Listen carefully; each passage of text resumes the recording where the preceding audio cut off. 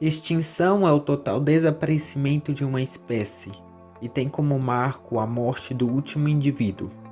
Ela não é novidade na história, já que espécies são criadas pela especiação e desaparecem pela extinção.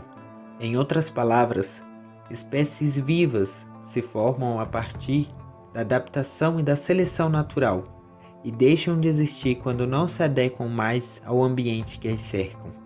Basicamente, há dois tipos de extinção: a extinção em massa e a extinção de fundo.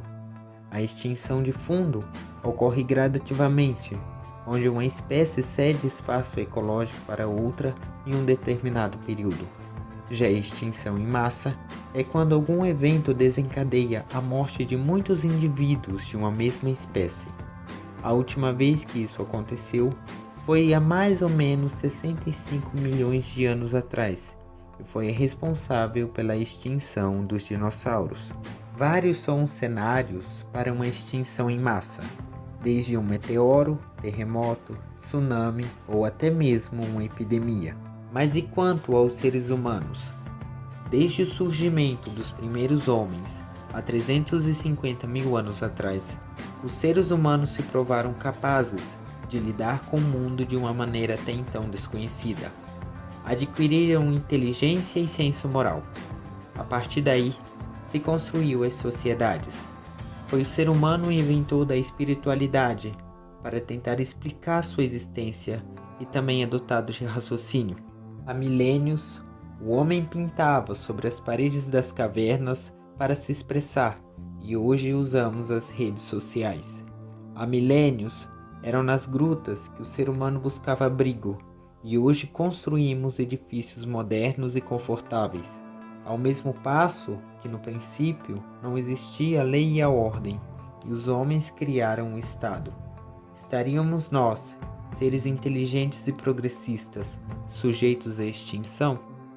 É verdade que os humanos têm a capacidade de resolverem problemas puramente utilizando o raciocínio como ferramenta. Mas quando se leva em conta as consequências negativas que as ações antropológicas causam ao nosso redor, somos obrigados a rever a nossa teoria. Segundo os cientistas, os principais motivos para a extinção são a destruição do habitat, a competição entre as espécies, mudanças ambientais drásticas somada a catástrofes. A partir daí fica fácil identificar onde está o problema.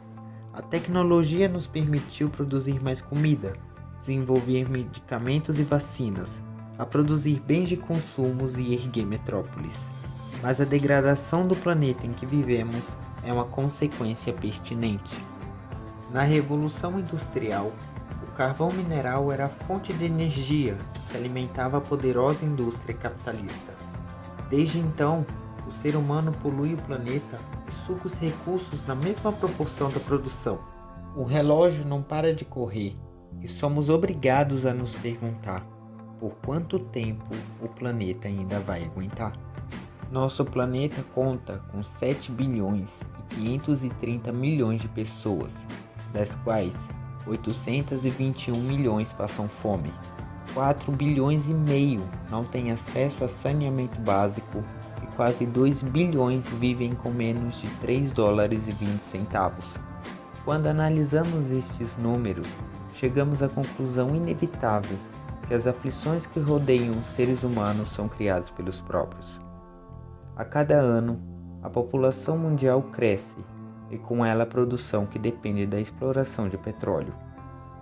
A humanidade entrou em um ciclo perigoso. Não tem como simplesmente parar de produzir plástico, fertilizantes e comida.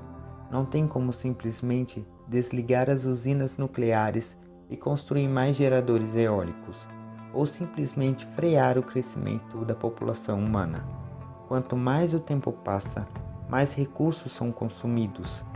Consequentemente, com cada vez menos teríamos que viver. Mas a questão é, até quando? Caso os recursos essenciais como água, comida, energia e terra fossem distribuídos igualmente para cada ser humano na Terra, seria o suficiente para sobrevivermos? E até quando? A queima de combustíveis fósseis liberam gases que ajudam no aquecimento global. O desmatamento impede a transpiração das plantas e reduz as chuvas. A agricultura e pecuária destroem o solo e assoream os rios. E o desequilíbrio térmico da atmosfera promove o surgimento de furacões.